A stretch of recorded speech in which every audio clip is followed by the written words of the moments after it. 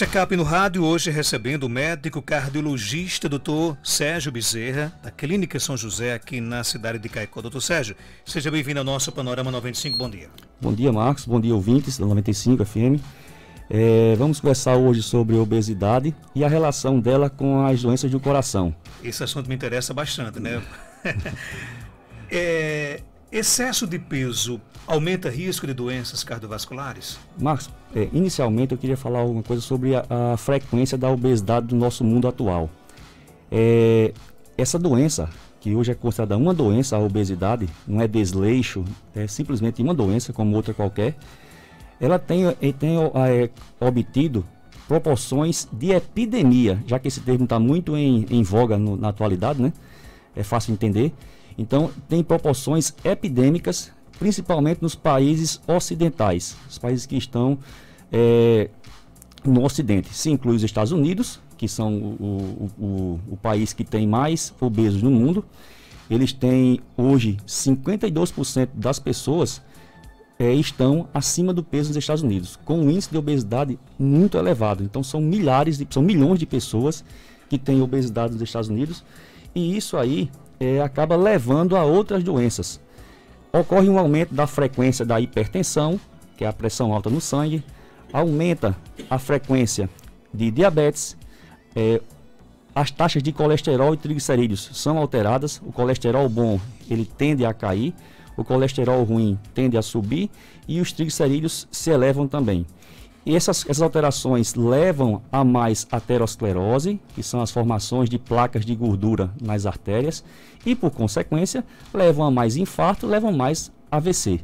Além disso, a obesidade também está por trás de um aumento do risco de uma arritmia chamada fibrilação atrial, que é uma arritmia mais comum no idoso, mas também acomete pessoas mais jovens, principalmente se tiver fator de risco. Um deles é a obesidade. Saindo do coração, a obesidade também aumenta o risco de apneia do sono, que também tem uma relação com as doenças cardíacas. A apneia do sono é aquela doença em que a pessoa ronca e para de respirar durante a noite. Nesse momento ocorrem alterações no seu organismo, que são alterações muito sérias. Ocorre aumento da pressão arterial, os batimentos do coração podem lentificar demais ou acelerar demais na hora. O oxigênio do sangue baixa bastante, porque você não está respirando, e isso leva a alterações importantes no corpo. Aumenta o risco de cânceres e aumenta também o risco de doenças osteoarticulares. A famosa artrose é mais frequente, artrose principalmente de coluna e de joelho e tornozelo, mais frequente nas pessoas que têm excesso de peso. Então, realmente é uma doença, como eu falei inicialmente, e que a gente tem que tentar tratá-la para diminuir o risco de doenças cardiovasculares no futuro, para evitar infarto e evitar AVC.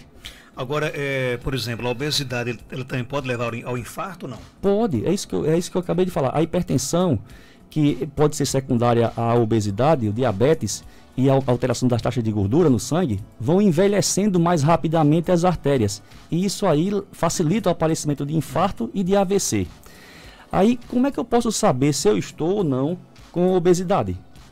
Poxa, não dá para só com o olho. Na verdade, não existe um método perfeito. O método mais usado é o IMC, que é o Índice de Massa Corpórea. A gente pega o peso da pessoa e divide pela altura ao quadrado. Esse valor, o normal, é que ele seja até 25. De 25 a 30, a gente diz que a pessoa tem sobrepeso.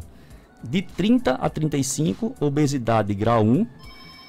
35 a 40, grau 2, e acima de 40 era o que antigamente se chamava de obesidade mórbida, uma obesidade grave ou obesidade grau 3.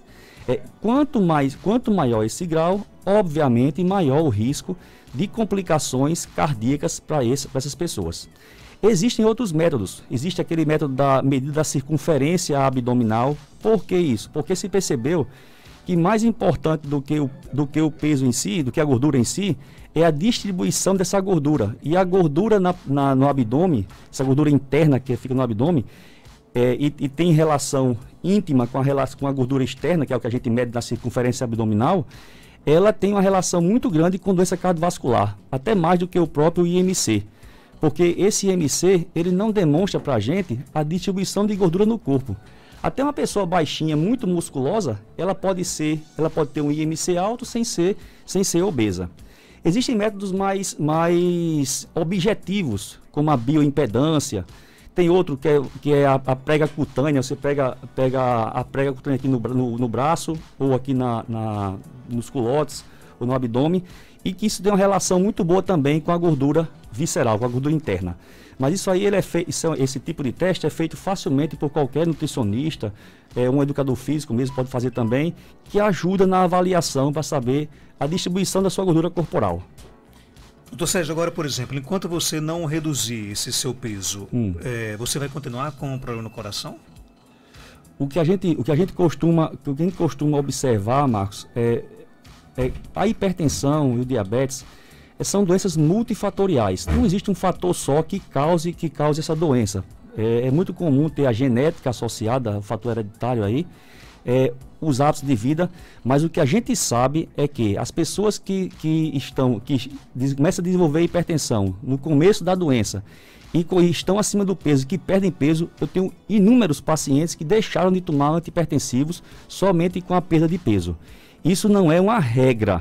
Entenda, nem todo mundo que tem hipertensão, que perde peso, vai ficar sem medicação, não. Mas tem uma parcela significativa que consegue ficar sem medicamento. Na pior das hipóteses, essas pessoas vão ficar tomando menos medicamentos, porque realmente a redução do peso vai permitir que a pressão arterial baixe e melhora também o controle das famosas taxas, tanto de açúcar como de gordura no sangue. Tem pergunta aqui chegando no nosso WhatsApp. O ouvinte quer saber o seguinte: doutor, estou há mais de uma semana rouca e não tenho crise de garganta. Tem alguma coisa a ver com o coração ou não? Olha, a rouquidão não tem a ver com o coração não, Marcos. A rouquidão pode ser por problemas alérgicos, pode ser por problemas de refluxo. Se tiver um refluxo gastroesofágico, pode causar alteração na garganta e da rouquidão. Pode ser causada também por vírus. Então, o melhor médico para avaliar a rouquidão é o otorrino, porque ele vai avaliar as cordas vocais do paciente. Doutor, sou hipertenso e sinto uma dor na perna esquerda, na canela, no lado externo. Tem algo a ver com o coração? Isso acontece mais quando estou em repouso? Não tem relação nenhuma com o coração. Eu sempre falo no consultório que as doenças cardíacas, claro que podem ter sintomas também em repouso. Mas, regra geral, uma regra que a gente leva, que as doenças cardíacas, os sintomas cardíacos, são exacerbados quando você faz algum exercício físico e não em repouso. Essa dor aí provavelmente é uma dor de osso ou de músculo, que tem que ser vista por um ortopedista, Marcos. Ok, tem mais pergunta aqui chegando. Doutor, minha filha tem 15 anos de idade e está com 90 quilos. Ela é propensa a ter problemas no coração? 90 quilos. Qual é a altura dela? Não falou aqui. Não falou, né? Tem 15 anos de idade. De qualquer maneira, 90 quilos, ela teria que ser muito alta para não estar acima do peso. Então, isso é outro fator, viu, Marcos, que eu ia falar aqui. Foi muito boa essa pergunta. Que, na verdade, esses cuidados, eles devem existir desde muito cedo, desde mais tenra idade. A gente tem que começar a olhar melhor para nossas crianças. E os adolescentes que estão acima do peso são susceptíveis, têm uma chance muito maior de desenvolver problemas relacionados a essa obesidade na vida adulta. Então, quanto mais cedo você começar a tomar conta dessa doença, melhor vai ser o prognóstico, melhores vão ser os resultados. O que a gente tem observado é que hipertensão e diabetes têm chegado cada vez mais cedo exatamente por causa disso. E digo mais, Marcos, sabe quem é o pai de todos os males? Não. Sedentarismo. É a falta do exercício físico. A gente hoje, eu sempre que eu tenho oportunidade, a gente hoje tem uma comodidade muito grande. A gente não se mexe mais para quase nada. Controle remoto para televisão, controle remoto para ar-condicionado, telefone celular ao lado, você não levanta mais nem para pegar um telefone para atender. Então, você tem carro para todo mundo, moto para todo mundo, então as pessoas andam cada vez menos. Uma vez eu vi uma entrevista com o Drauzio Varela, ele falando o seguinte: você imagine um homem da pedra, lá, um das cavernas, ele acordava de manhã, lá com o sol, aí sentava lá na pedrinha lá e ficava o dia inteiro lá, sem fazer nada. Ele ia morrer por inanição, por fome, porque ele tinha que sair para caçar. Hoje nós não precisamos disso. Se nós passarmos, como estamos agora nessa fase de isolamento social, A gente ficar 40 dias em casa, tá lá a comida ao lado. Você não tem mais nenhum trabalho de sair para comprar. Você pode pedir pelo mototáxi, chega até você. Então você não tem um gasto calórico para conseguir a comida e ainda por cima come mais. Então o que está acontecendo é que a falta de exercício físico, a falta de atividade física está colaborando muito para o aparecimento precoce da obesidade. Além disso, os maus hábitos alimentares. Dietas hipercalóricas, ou seja, com muita caloria, muito açúcar, muita gordura, mas principalmente açúcar. Isso, infelizmente, leva à obesidade. É uma conta muito simples. Se você queima menos caloria do que você gasta, não tem jeito. Se você queima menos caloria do que você come, vai engordar. Eu tenho um poder de queimar com exercício físico. Estou sedentário, então eu estou queimando menos. Se eu pelo menos diminuísse a quantidade de comida, mas eu não faço isso, eu passo a comer mais. Então, meu filho, não tem jeito, a conta é positiva, você vai guardar em algum lugar. E costuma guardar aqui no abdômen. Mas você pode ser um gordinho saudável? Pode. Isso é outra coisa. A obesidade, como eu falei, é uma doença. Ela tem fatores genéticos envolvidos, tanto que você às vezes pega famílias inteiras de pessoas que estão acima do peso. Tem fatores sociais também envolvidos. Em todo canto que a gente vai, sempre tem alguma comemoração, comemoração. Tem alguma coisinha para você mastigar, uma aula, no intervalo tem comida, geralmente a comida é calórica. Todo canto que você vai fazer a fraternização, tem muita comida, geralmente a comida é farta e calórica. Tem também fatores comunitários, onde as pessoas, numa comunidade onde a maioria é sedentária, acaba sendo levada também a ficar sedentário. Então é uma coisa muito complexa, certo? Mas a gente consegue mudar isso. Dá para mudar esse panorama, entendeu? Com medidas muitas vezes simples. Você quer ver um exemplo? É muito chato você seguir dieta da lua, dieta do tipo sanguíneo, dieta do dia da semana. Isso está fadado ao fracasso. O que a gente pode fazer são medidas simples para a gente conseguir reduzir o nosso peso. E é uma coisa a médio prazo. Não dá para você pensar que vai perder 10 quilos em um mês. Isso nem é saudável e é muito difícil você conseguir. Então o que é que a gente pode fazer? Espera aí. Então eu vou programar para essa semana, eu vou querer perder só 1 quilinho. Como é que eu vou fazer isso? Em vez de jantar todo dia, eu posso trocar o jantar por uma macaxeira, por batata doce, por inhame, que são carboidratos, são açúcares complexos, juntamente com uma proteína, um pedacinho de frango. Não precisa comer, não precisa ficar sem comer.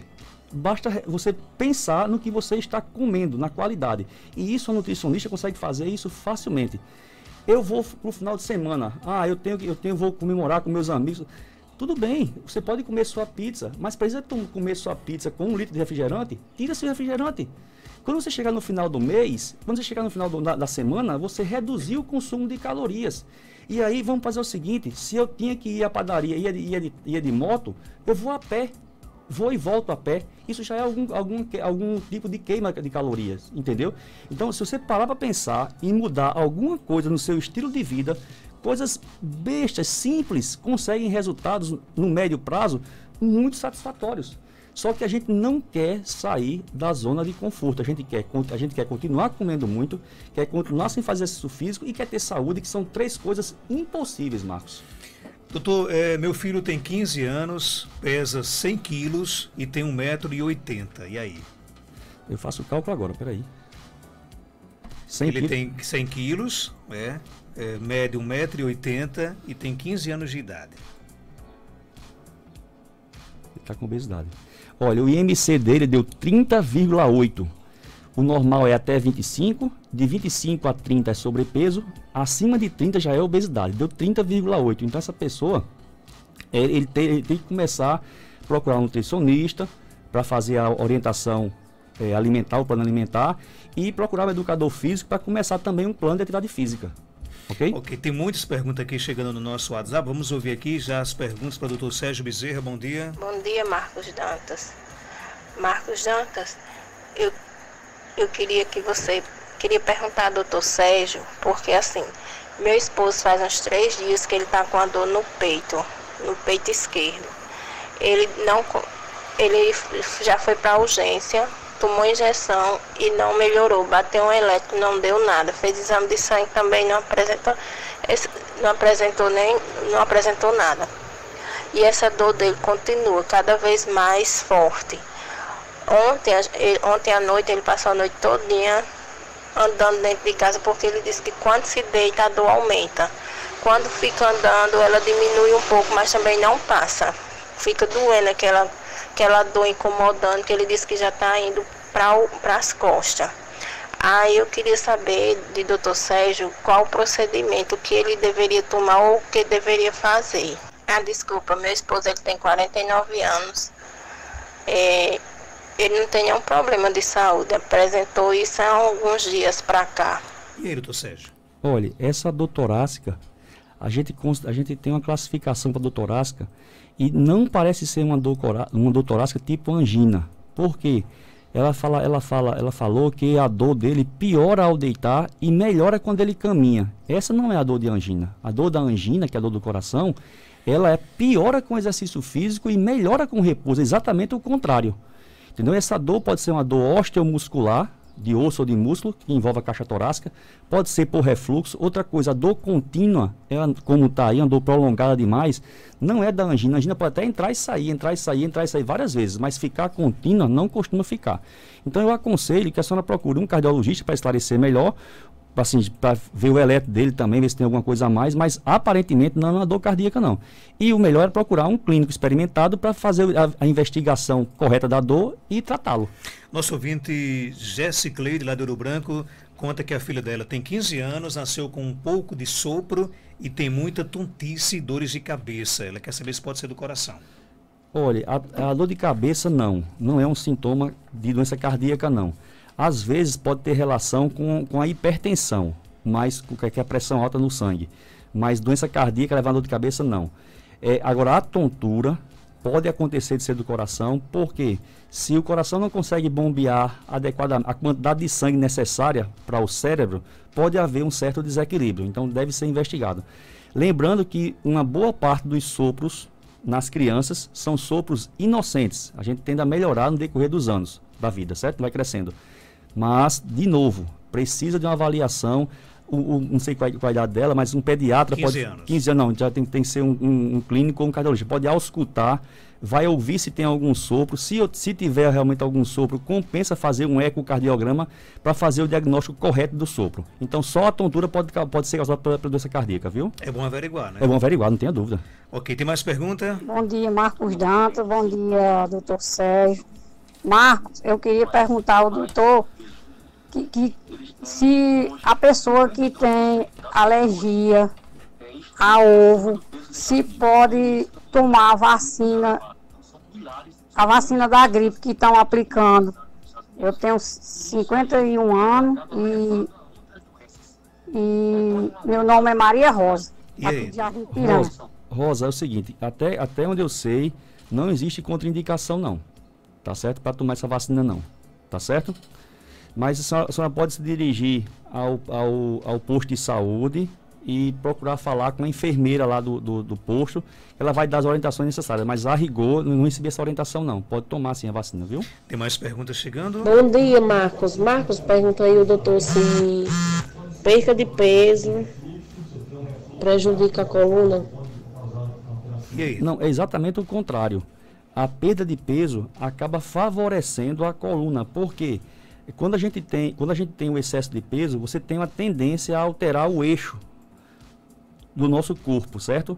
E isso acaba levando a compensações na nossa coluna. E isso, ao longo do tempo, vai causar dor. Não é logo, não. Muitas pessoas, eu tenho obesidade e não sinto nada. Mas essas coisas vão acontecendo paulatinamente no decorrer da vida, vão lentamente no decorrer da vida. O nosso organismo vai tentando compensar da melhor maneira possível para você não sofrer com dor.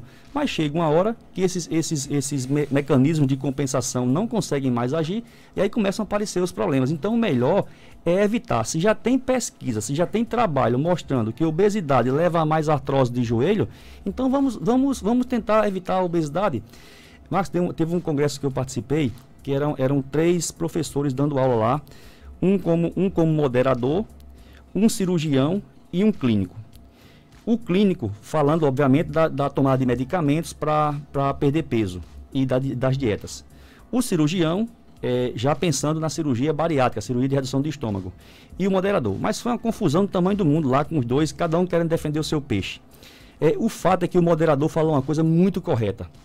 O melhor jeito de tratar a obesidade, na verdade, é evitá-la. Se você se pesa regularmente, você começou a detectar que está ocorrendo aumento do seu peso, poxa, vamos tomar uma conduta antes de chegar a um aumento de 10, 15, 20 quilos. Eu tenho pessoas, eu casei e engordei porque eu casei. Não, você engordou porque você quis, não foi porque você casou. Eu casei e estou com o mesmo peso? Não, porque minha esposa cozinha bem. Aí você vai morrer pela boca? Não. É o que eu falei. Reduz a quantidade de comida e começa a fazer exercício físico. Esse tipo de obesidade que eu engordei quando eu casei, poxa, isso aí é perfeitamente evitável. É diferente daquela pessoa que tem uma carga genética muito forte, que já vem desde cedo já obeso, entendeu?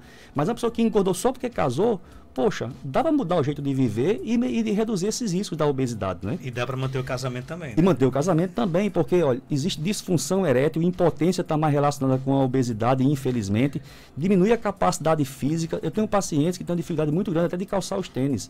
Então, vamos pensar, olhar mais para o nosso corpo como um bem que Deus nos deu e cuidar melhor dele. Dá para fazer isso, mesmo sabendo que é uma doença, mas a gente tem que assumir as nossas responsabilidades sobre o nosso corpo, entendeu? Tem mais pergunta aqui chegando. Doutor Sérgio, minha sogra está internada no regional há 50 dias e antes de ontem foi para a sala vermelha com problemas respiratórios. Ela vai fazer uma ponte safena, ela tem diabetes, problemas renais e outros problemas, mas pode ser do coração, ela não está conseguindo respirar sem o aparelho. Pode sim. O diabetes, a hipertensão, a obesidade, elas podem levar, como eu falei no começo, podem levar a problemas cardíacos. Quando o coração não está funcionando bem, acaba atrapalhando a função dos pulmões também. Então é muito comum o sintoma de falta de ar. Se a pessoa é obesa, isso complica mais ainda, tá? Marcos, eu queria só fazer um parêntese aqui, já que estamos em tempo de Covid. Todo mundo, assim, desde o começo se sabe que a hipertensão e o diabetes são fatores de risco para o Covid, não é isso? Desde sempre, desde o começo. E aí, começaram a observar que a obesidade era muito frequente. Aí saiu um estudo francês e um americano, agora no final de abril, 20 e pouco de abril, comprovando que o fator obesidade isolado, ele ainda é mais arriscado do que o diabetes e hipertensão. Porque, na verdade, esses pacientes que têm diabetes e hipertensão, uma boa parte deles também tinha obesidade. Então ficou se encarando como se o problema fosse somente da hipertensão e somente da obesidade. Mas não, tinha muitas vezes a obesidade por trás. Claro que não foi só o obeso que teve Covid grave, não, entenda. O fator de risco mais importante realmente é a idade. O fator idade é o fator de risco mais importante. Mas, ali em segundo lugar, está ali a obesidade, a hipertensão, o diabetes, brigando para ver quem é o primeiro. Mas a obesidade está na cabeça de todos, tá certo? Então, mais um exemplo prático que vale a pena nós assumirmos o nosso corpo como um bem maior e tratar bem dele. Para que chegue uma doença dessa, como uma pandemia dessa, o seu corpo está pelo menos como responder, tá? Ouvinte Rita de Cássia pergunta, tem uma arritmia, posso tomar vacina contra a gripe? Pode, não tem problema nenhum. Inclusive, olha, você tem uma ideia, isso é um momento ímpar para esclarecer isso, todas as diretrizes de doenças cardíacas hoje em dia, pacientes que têm alguma cardiopatia, alguma doença cardíaca, seja arritmia, principalmente a insuficiência cardíaca, é o coração cansado e crescido, esses pacientes, eles devem tomar a vacina. Por quê?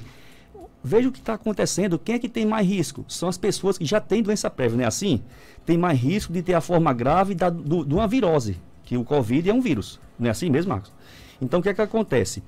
Você se vacinar contra a gripe, se você tem uma doença dessa, você vai se beneficiar porque você vai evitar as formas graves dessa gripe.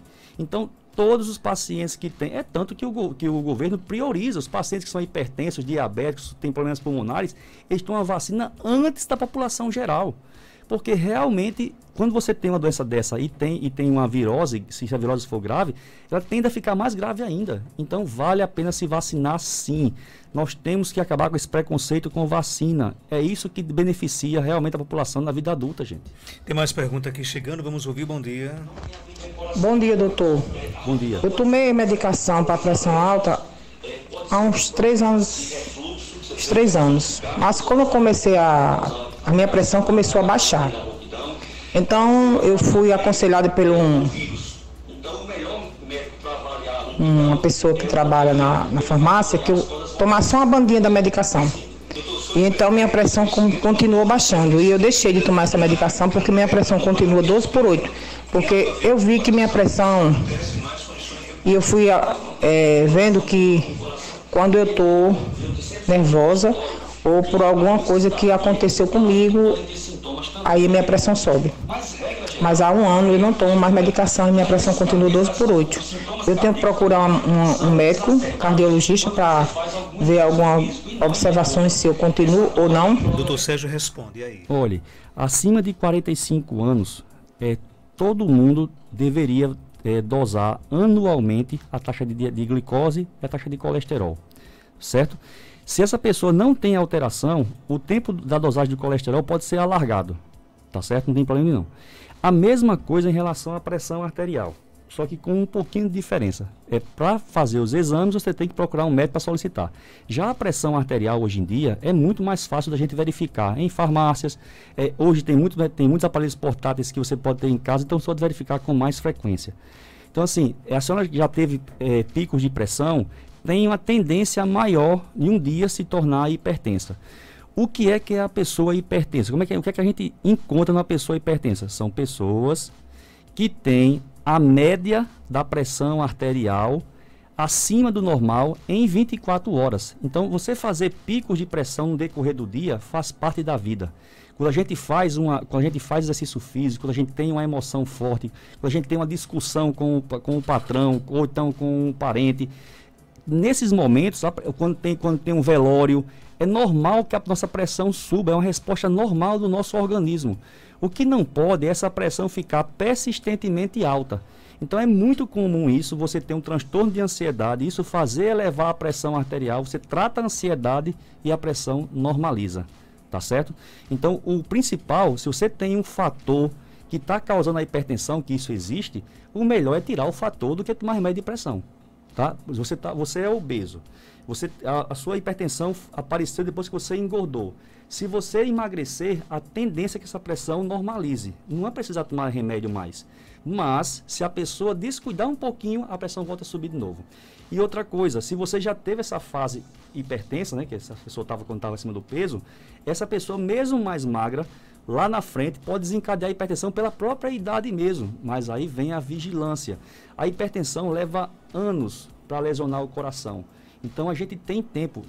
Marcos, eu pego muita gente no consultório com eletrocardiograma, com ecocardiograma já muito alterado por causa da hipertensão. Isso leva anos para acontecer. Ou seja, foram anos sem verificar uma pressão, sem passar no médico. Por mais difícil que seja, o SUS mas não tem explicação. Porque pelo menos uma vez no ano é preciso que você não consiga uma consulta com algum médico que possa verificar a sua pressão, que possa pedir um exame barato, que é o eletrocardiograma. Então, assim, dá para a gente tratar, porque a gente não quer assumir essa responsabilidade. Eu teve uma paciente que chegou para mim com 17 anos que não ia ao médico. 17 anos. E ela tinha um histórico familiar terrível. Resultado, chegou de cara, só em ver o eletro, e ela contar a história, cateterismo já. Por quê? Foram 17 anos maltratando o corpo. E poderia ter sido evitado, no caso, né? Muito. Foram 17 anos maltratando o corpo dela, entendeu? Aí, assim, a gente... Eu até digo muito que a gente tem que dividir responsabilidades. O médico não vai resolver todos os problemas, o sistema de saúde não vai resolver todos os problemas, o Ministério de Saúde não vai resolver. A gente tem a nossa parcela de responsabilidade na doença da gente. O ideal seria você, por exemplo, ir ao cardiologista pelo menos uma vez ao ano? Pelo menos uma vez ao ano. Pelo menos uma vez ao ano. A partir de que idade? Olha, a partir dos 35 no homem e a partir dos 45 na mulher. Isso aí é a regra. Mas, de novo, se você tiver excesso de peso, tiver histórico familiar muito forte, o ideal é se avaliar caso a caso. Outra coisa, a partir dos 18 anos, pelo menos uma medida de colesterol. Se tiver normal, vai de 5 em 5 anos para colesterol. Se for alterado, aí tem que ficar de ano em ano. Tá certo? Ok, tem muitas perguntas aqui, vamos ouvir mais uma. Marcos, bom dia. Aqui é Valinho do bairro Paraíba. Eu pergunto ao doutor aí se isso é normal, porque principalmente quando eu bebo e vou dormir, a mulher diz que eu ronco muito, ronco um bom tempo e alto, que ela pensa que eu tô até morrendo. Se isso é normal, ou se eu sou doente de alguma coisa e não sei. E aí, doutor Sérgio? Não, isso é muito anormal mesmo. Agora, isso aí é comum, certo? Primeiro que ele deve ter algum fator de risco para o ronco. Geralmente isso acontece em pessoas que estão acima do peso. Mas pode pegar, tem pessoas magrinhas também que roncam, certo? Mas a mais comum é que pessoas que estão acima do peso. A segunda coisa é que durante o consumo de bebida alcoólica, age aonde? Age no sistema nervoso central, que é quem controla a nossa respiração enquanto nós estamos dormindo e controla também a musculatura aqui da garganta. Então, quando a gente bebe, ocorre um relaxamento dessa musculatura que tende a cobrir a via aérea e aí aparece o ronco. Esse ronco durante a noite, de uma pessoa que bebe, dependendo do consumo, se for muito excessivo de álcool, pode levar, infelizmente, até a morte súbita. Claro que isso não é comum acontecer, mas que esse risco existe, existe. Porque na hora que ele está roncando, é porque a via aérea está parcialmente fechada. Tem pacientes que param de respirar mesmo. Você imagina a quantidade de coisas que acontecem no sangue dele, o oxigênio vai lá embaixo, o gás carbônico sobe, pressão sobe, o coração fica rápido demais. Isso pode levar à morte súbita, na verdade. Então, o que é o melhor? É reduzir o consumo de bebida alcoólica, praticar exercício físico, fazer uma reeducação alimentar, regra geral, isso melhora. Se não melhorar, procurar um otorrino ou um pneumologista para avaliar o ronco. Minha filha tem 12 anos, tem pressão baixa, tem dias que ela fica fraca, com tonturas. Tem tratamento para isso? Tem sim. Geralmente o tratamento é sem medicamento, geralmente. Aí, o que é que melhora isso aí? Uma boa hidratação, exercício físico regular, principalmente exercícios que envolvam hipertrofia da panturrilha, ou seja, fazer crescer a batata da perna, certo? Isso, regra geral, melhora muito a circulação, jogando mais sangue para o coração. Como o coração é normal, a pressão tende a melhorar também. Então, exercício físico, uma dieta balanceada, principalmente com uma boa hidratação e com um aporte maior de sal, de sódio. Não estou dizendo que é para comer salgado, mas a pessoa pode ter uma dieta que a gente chama de normossódica, que é com um sal na quantidade correta, que evita que a pressão caia demais também. Doutor, minha pressão está acima de 14/9. Minha família é toda hipertensa. Estou acima do peso. Corro risco? Corre sim. O limite da normalidade é até 13/8,5. Já tem gente querendo que seja até 13/8, mas até 13/8,5 é o valor dito normal. 14/9 para cima já é hipertensão. Aí, claro que toda vida que você tem hipertensão, você aumenta seu risco. Você tem uma ideia, uma pessoa que é hipertensa, ela tende a viver 5 anos a menos do que uma pessoa não hipertensa. Então, se eu tinha que chegar aos 80 anos, minha genética era para chegar aos 80 anos, se eu desenvolvo hipertensão, eu só vou chegar aos 75, tá? Se tiver diabetes junto, são 12 anos a menos de vida. Então, e a obesidade? Não, mas a obesidade está por trás aí da hipertensão e da... Porque o grande problema da obesidade é levar a outras doenças, e essas outras doenças é que vão levar ao problema cardíaco. Então a pessoa obesa, ela vive menos? Vive menos. Ah, mas eu conheço o fulano que é gordo, viveu 90 anos. Essa pessoa ia viver mais de 100. Você está entendendo? Essa aqui é a realidade. Nosso ouvinte conta que tem 74 quilos, 1,51 m. Aí eu não sei se essa estatística que ela colocou aqui é referida à pergunta. Ela quer saber se o alimento pode causar dor de cabeça e tontura. Pode porque nós temos a relação com os alimentos, ela é uma relação muito pessoal. Eu digo muito assim, tem gente que tem azia, tem queima com suco de goiaba, outros com tapioca, outros com bolo de milho. Tem pessoas que comem chocolate e tem tontura, tem pessoas que se não tomar o café tem dor de cabeça. Então a relação com os alimentos é uma relação muito pessoal. E aí, é por isso que ofende, faz mal, curimatã faz mal. Depende da pessoa. Tá certo? O que se sabe é que as pessoas que são, por exemplo, alérgicas mesmo, por exemplo, a crustáceos, as pessoas não podem comer porque podem ter reações alérgicas graves. Mas não sendo sintomas comuns, você fez o teste, deu errado, você não usa mais. Ponto final. Elimina, né? Elimina da vida da pessoa. É 74 quilos e quanto? 74 quilos e 1,51 m. Por 1,51 m. Marcos, só para terminar aqui, está com obesidade. Deu 32,4 o IMC. 32,4. Marcos, só para terminar aqui, eu queria um recado. Fujam dos picaretas. Infelizmente, tem muita gente, isso é do ser humano, tem muito médico, nutricionista, nutrólogo, clínico, tem educador físico, tem de toda qualidade. Fisioterapeuta até eu já vi, vendendo coisas fáceis para se perder peso. Inclusive alguns prescrevendo drogas, medicamentos, em associação com vários outros lá, junta um bocado de remédio, faz uma fórmula e dá para a pessoa tomar. Nessas fórmulas eu já vi diurético, para pessoas que não são hipertensas. Eu já vi hormônio da tireoide, para pessoa que não tem problema de tireoide, só para estimular a perda de peso. Isso não existe, gente.